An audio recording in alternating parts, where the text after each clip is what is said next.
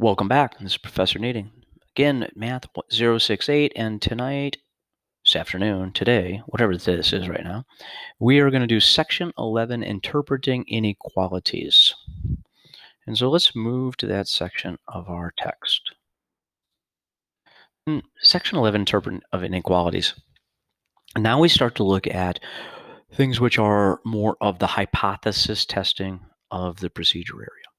And it says understanding inequality is an important part of hypothesis testing, which is a procedure used to test a claim regarding the characteristics of one or more populations. So, for instance, we're going to look at a test group compared to another test group and make applications against a population. It says these inequalities are typically the results of interpreting a phrase used as a claim. And what we're going to have to do is take the wording and turn it into the mathematical symbols, of course. And to give you a few to review there, and for instance, symbol for less than, fewer than, under, below, smaller, not as great, greater, could be more, over, bigger. So any of these words can acclimate themselves to the wording or the symbol which we are seeing. Equal could be is, no different, same as, and not equal will be probably not same as, or differs from. It says the first step to a hypothesis test is to state the pair of hypotheses. One that represents the claim and the other that represents the complement. Now, the null hypothesis, this is the one where nothing is going on. And if nothing is truly going on, then when we actually make our null hypotheses, we are simply saying nothing is happening. Okay, and we denote that by what we call H sub O. The H with a little zero at the bottom of it, that is a value which says nothing is happening in what I'm doing right now. Okay? And I could highlight that probably nicely if I do that in H sub O right there. Right there, H sub O. And the alternative, so the thing which contradicts that something is actually happening, is referred to as H sub A. Right here, H sub A. So H sub A is a statement that contains a statement of inequality, such as greater than, less than, or not equal to. A null hypothesis, which we start with, always contains the parameter of always equal, nothing else. You will never find an equal in an alternative, and you will never find a less than, a greater than, or not equal in a hypothesis. It says the hypotheses are always written in the terms of a population parameter. That's a big thing to remember right there. When we write a hypothesis, we do not talk about the test statistic. We do not talk about the sample space. We talk about the population parameters. So if we go down here and we look at a single mean has a population parameter of mu, and its sample statistic is x bar. So we have to remember that we are going to write our hypotheses based in terms of mu always. Single proportion, p, or proportion. We will not use p hat, but the p hat could be a sample statistic. The difference of means, mu1 minus mu2. The difference of proportions, p1 minus p2. And remember, the correlation coefficient is rho. And if you don't do a good job making the rho, like I didn't really do a very good job there, it looks like a bad E, then you could write RHO for rho. If we continue on, we can now see that in a single mean area. So we definitely want to note that that's where we are right now. And I'm going to put a little check mark right there. In a single mean, note that the null hypotheses will be, what it claims is that the population mean differs from mu of 0. And a null hypothesis, H sub O, will always make the statement that mu is equal to this 0 value. A null hypothesis for a population greater than mu of 0 will also be the null hypothesis at mu equals 0, or mu sub O, and it will be the same thing for a less than. So you can see that the null hypothesis never ever changes, no matter what we're talking about in the alternative. Now, the alternative, on the other hand, though, This is the one that's going to attain some kind of inequality. So if the statement is that it differs from, then it's going to be a not equal in the alternative hypotheses. If the population is supposed to be greater than mu sub O, then it's going to be a greater than symbol. And if it's less than, then it will be a less than symbol.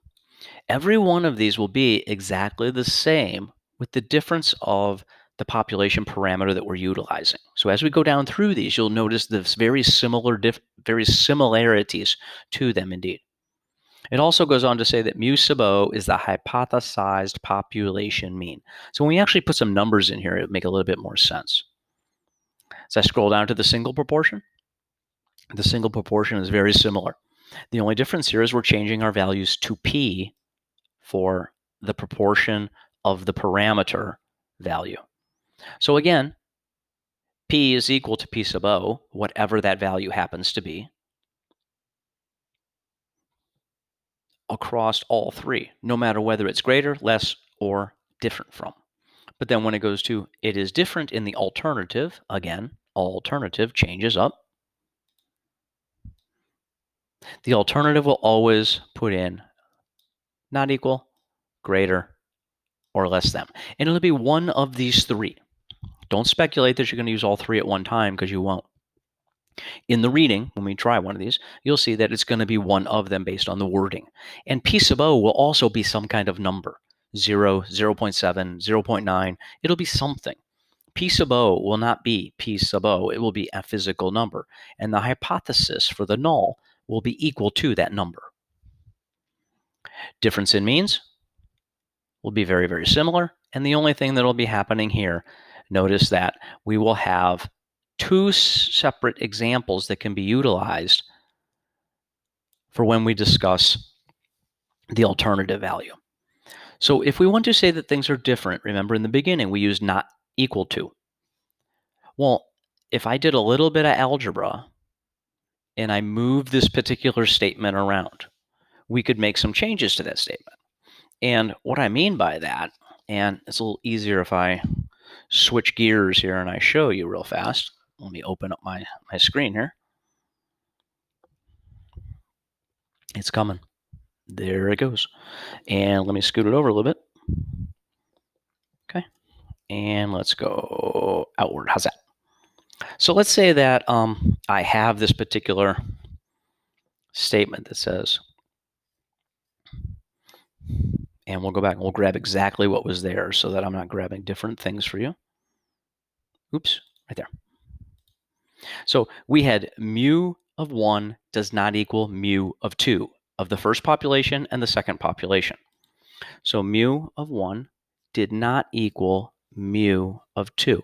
What we're saying here is that two separate populations have a different mean value. That's what the statement is saying. And that's the alternative. Remember, this is H sub A. Because H sub O would never ever say something about not equal. H sub O would always say they are equal to each other. I don't care what they are. Well, a little bit of algebra here says that if I subtract mu sub 2 from both sides, then I get mu sub 1 minus mu sub 2 equal, these cancel, equal 0. This statement is exactly identical to this statement written in a different form. A lot of times this one is a more preferred form because we can see that it's the 0 that we're speaking of here. In addition, if I did the same thing here and subtracted mu sub 2 to the other side, I get mu sub 1 minus mu sub 2 equals 0. Know that you can make those articulate changes whenever you're working on these. And you can see that written for you nicely in the null hypothesis up here at the top also. And that is true for any of the values you do, whether it be difference of means, and you can see that the changes have made, and it's not just in the not equal, it's also relevant in the greater, and it's relevant in the less. Not one way is correct. It all depends on which way is going to get the job done that you need in a orderly fashion. So let's take a look at a question, because this is where it'll really start to come together. And then we'll look back to that chart if we need to. For each of the following exercises, define the appropriate parameter. Remember, that's going to be for the population, and state the null and the alternative hypotheses. So first of all, we have to figure out, how do we know this is a single mean that I have written down here? It says the water faucet manufacturer claims that the mean flow, there it is right there. We didn't even get too far. Mean flow. So right away, I know I'm in a single mean. And a single mean is a mu value. So right away, I can say, when I take a look at this, is that the mu is the mean flow rate of a certain faucet. That's what it's really analyzing here. And it says that the faucet is less than, and I'm going to use a different color here, is less than 2.5. So that's really the claim that they want to have analyzed. Okay, so let's say that nothing is going on and we are in a null hypothesis situation. I always start with the null. Well, the null says that if nothing is going on, then this thing is just simply flowing 2.5. It's not flowing less than 2.5. It's flowing exactly 2.5. So since this is what we refer to as the mu sub O, 2.5, the example of nothing happening says H sub O, the null, mu of the value will be equal to 2.5. Remember, it always uses an equal sign and it always uses the population parameter. H of A, what happens if something is actually truly going on? Well, this is what we seek evidence for. What we seek evidence for is that it's actually less than 2.5 gallons per minute. So H sub A says that mu will be less than 2.5. These are my two statements, my null and my alternative. Exercise number 2. Do males and females differ in terms of how many hours per week they exercise? So the word here is differ. And we already know that differ meant not equal. We don't know if it means more. We don't know if it means less. First of all, it's the number of hours somebody is exercising per week. That would never be a proportion. And it says how many. How many is, again, a mean value. Because we have two different groups, male and female, it's going to be difference in means. So the statement for the mu1 is these are the number of hours males exercise. And mu sub 2 is the mean number of hours females exercise. Those statements need to be made in order to do the problem properly. So this has to be made, and this has to be made. Now, remember what we seek evidence for. We seek evidence for the fact that it is actually different. In a null hypothesis setting, nothing is ever different, and H sub O would say mu1 is equal to mu2. We would say the men exercise hours are exactly the same as the female exercise hours if nothing is going on.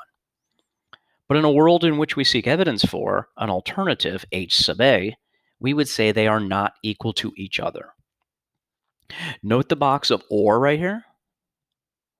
Or I've done that mathematical flip to where I've moved the mu sub 2 to the other side and put it equal to 0. And done the same thing for the alternative, moved mu sub 2 to the other side and put it not equal to 0. Either one of these statements is correct, but don't mix the two. Don't take one statement being equal and the other one being minus but not equal to. Stick with one and stay with that one. If I were picking one that I were going to utilize and work with all the time, it would be this one over here. It helps me analyze a little bit better, and it helps me find values a little bit better. Student exercise number 3. Is the proportion, so right away we know it's a proportion, so it's a p-value. That right there is my giveaway for what I'm going to utilize. Of men who smoke cigarettes greater than the proportion of women who smoke cigarettes. Okay, so we should be able to calculate pretty quickly that we're going to take the difference in proportion of women and men.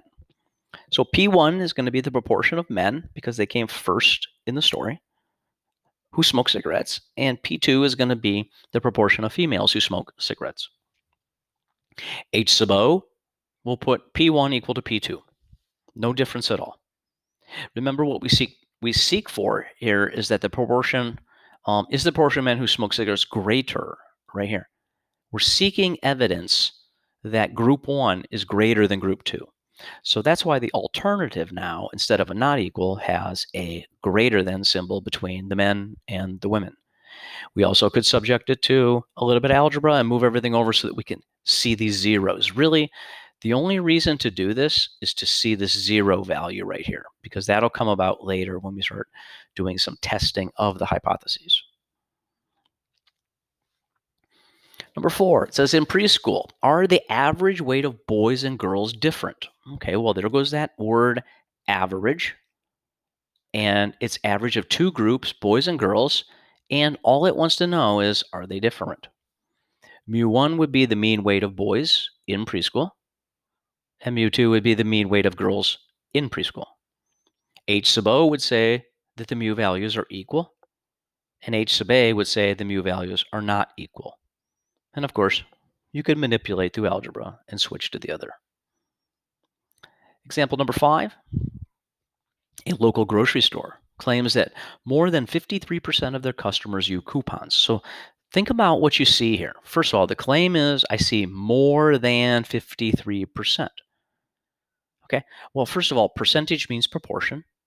So P is the proportion of customers who actually use a coupon. Let's say that this more, and this more is the key piece here, more. If that more isn't happening, then 53% use their coupons.